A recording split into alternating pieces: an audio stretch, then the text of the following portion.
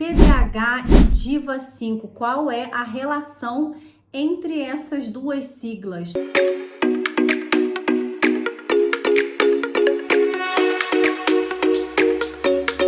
Então, você sabe que o transtorno do déficit de atenção e hiperatividade, ele é predominantemente um diagnóstico clínico. Então, o profissional vai pegar lá os itens, os sintomas do TDAH previstos no DSM-5-TR e vai olhar ali o paciente ao vivo, né? Então, juntamente com o DSM-5-TR, esse aqui, né? O DSM-5-TR, que é o Manual Diagnóstico e Estatístico de Transtornos Mentais, juntamente com o olhar subjetivo do profissional, ele vai se utilizar de uma análise basicamente qualitativa para poder fazer esse diagnóstico do TDAH.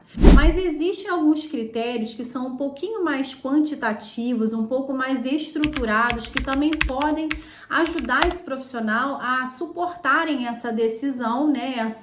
Esse laudo que é tão importante. A gente sabe que hoje em dia tem sido bem recorrente o diagnóstico do TDAH, inclusive em adultos, né? Então, pessoas que estão descobrindo tardiamente. E por que isso, né? Por que as pessoas só estão descobrindo agora? Quer dizer que antigamente não tinha TDAH e agora que está tendo TDAH?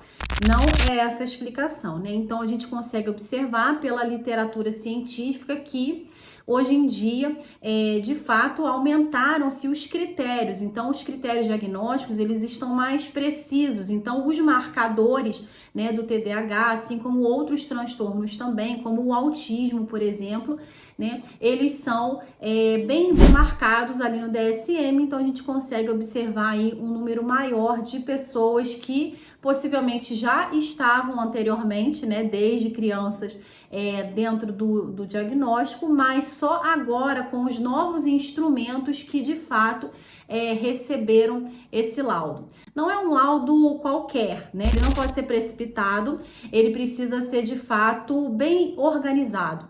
E mesmo como eu falei, sendo clínico, os instrumentos padronizados, eles vêm para auxiliar o olhar clínico desse profissional, né? E o DIVA, ele é um exemplo aqui de um instrumento que vem ajudar os profissionais da área da saúde, especialmente psiquiatras, né? E ainda psicólogos também, a fazerem o laudo aí relacionado ao TDAH. Então, eu quero retomar aqui com você na tela quais são os sintomas previstos no DSM-5-TR para o laudo do TDAH. Então, nós temos 9 critérios dentro dos sintomas de déficit de atenção, né? E 9 sintomas para hiperatividade e impulsividade. Então, vou passar aqui brevemente com você. E a ideia é que o profissional, ele possa verificar cada um desses itens junto ao paciente, ver com esse paciente se ele está vivenciando essas experiências aqui, né? E os instrumentos vão vir para auxiliar todo esse olhar diagnóstico, tá? Então, a gente tem aqui nos sintomas de déficit de atenção, se a pessoa não presta atenção suficiente a detalhes ou ela comete erros por distração, tá? No trabalho ou em outras atividades. Lembrando que, assim como qualquer transtorno, né, ele precisa apresentar prejuízos para esse indivíduo, na maioria dos transtornos, em mais de um ambiente. Então, não adianta ser, por exemplo, faz malcriação com a avó, né? Então, é uma coisa muito específica, né?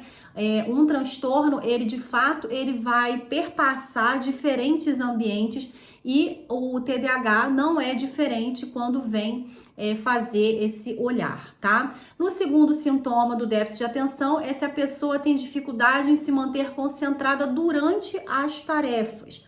Terceiro, se frequentemente parece não estar ouvindo. Então, quando alguém lhe dirige alguma palavra diretamente, às vezes parece que aquela pessoa está out, né? Tá fora ali daquele ambiente. Isso pode aí em algumas situações se confundir, inclusive com o TEA, mas atenção aqui a todos os exatos critérios do TDAH, tá? Lembrando que não adianta só ir ticando, né? O paciente não vai só ticando cada um desses e no final, eu tenho TDAH. Não é só ticando o DSM, mas o DSM é o ponto de partida, tá? Ponto 4, frequentemente não segue as instruções ou não consegue terminar as tarefas ou obrigações no trabalho, tá? Então já tem aí um prejuízo laboral também para os adultos aqui também, tá? Ou ainda no caso das crianças, alguma atividade ali que esteja realizando em sua escola, por exemplo.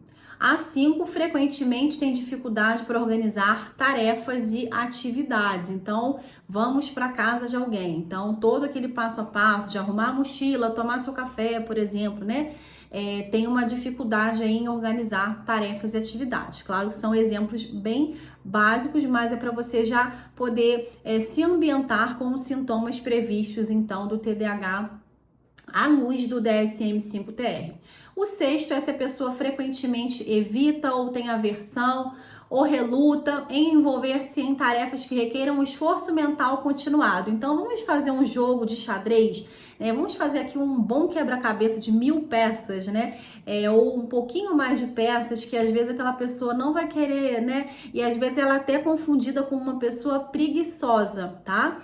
A 7, frequentemente perde objetos necessários para as tarefas ou atividades. Então, perde objetos. Cadê não sei o que? Não sei, né? É bem comum aí também esse sintoma em pessoas com TDAH. Frequentemente se distrai facilmente com estímulos externos. Então, era para a pessoa pegar a água lá na geladeira, no meio do caminho ela viu que estava passando um desenho na televisão, né? Um jornal na televisão e parou para ir lá observar e esqueceu da água. E aqui no 9, frequentemente se esquece das atividades do dia a dia, tá? Então tem essa dificuldade aí dos planejamentos do dia a dia, isso mexe com funções executivas. Então tô nesse primeiro bloco aqui com você, falando sobre os sintomas do déficit de atenção, segundo o DSM, aqui no TDAH. E quais são os sintomas de hiperatividade e impulsividade?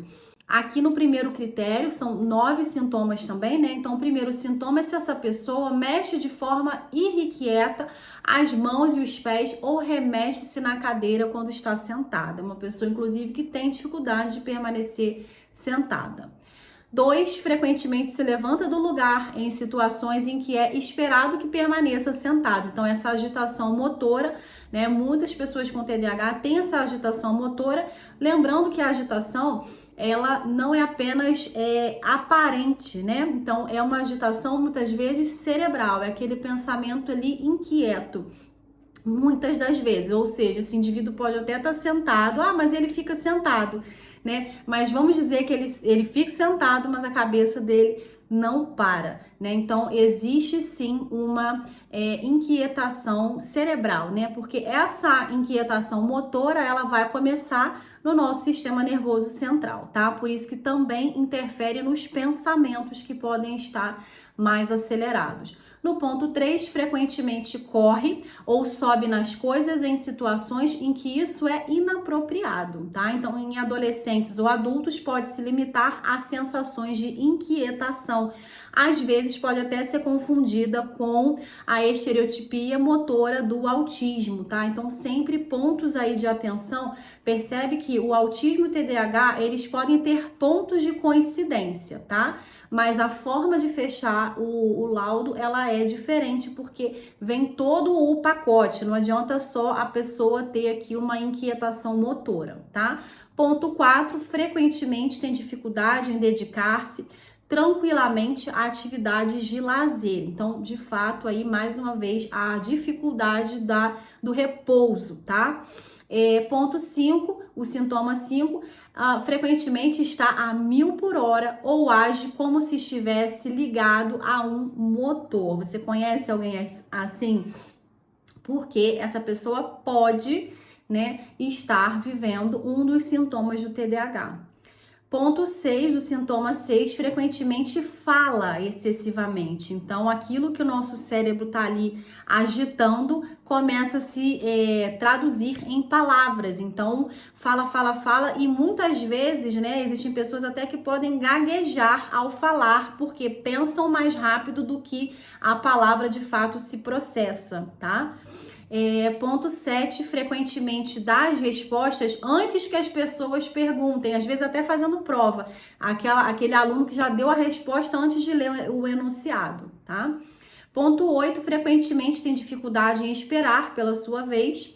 E sintoma 5, frequentemente interrompe ou se intromete nas atividades dos outros, tá? Esse ponto aqui, ele pode até mexer também, novamente, com uma coincidência do TEA, né? Que é essa questão da interação social. Então, percebe que é um ponto aqui, né, de prejuízo na interação social. Eu vou mostrar aqui em próximos slides aqui com você que os critérios de fato do TDAH, eles têm, já é esse ponto aqui, né? Então, o TDAH e o DSM-5-TR mostra o quê, né? O DSM, o atual, ele tem uma preocupação maior com os aspectos um pouco mais amplos do TDAH, que são até pontos de coincidência com o autismo, tá? Por que toda hora eu tô falando do TEA e do TDAH? Porque em mais de 70% dos casos é muito comum que os dois estejam presentes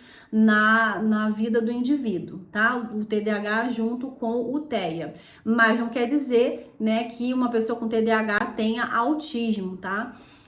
Não é uma causa e efeito, não é uma coisa proporcional. Então, o DSM-5-TR, ele traz, de fato, uma característica maior do TDAH, como atraso de linguagem, que pode acontecer, atraso no desenvolvimento motor ou social, que também pode acontecer tanto no TEA como no TDAH, então percebe aqui que são pontos parecidos, a baixa tolerância à frustração, irritabilidade, labilidade do humor. Labilidade é essa alteração de humor, né? Uma hora tá tudo bem, daqui a pouco fechou o tempo e tá tudo péssimo. E problemas cognitivos em testes de atenção, função executiva ou memória.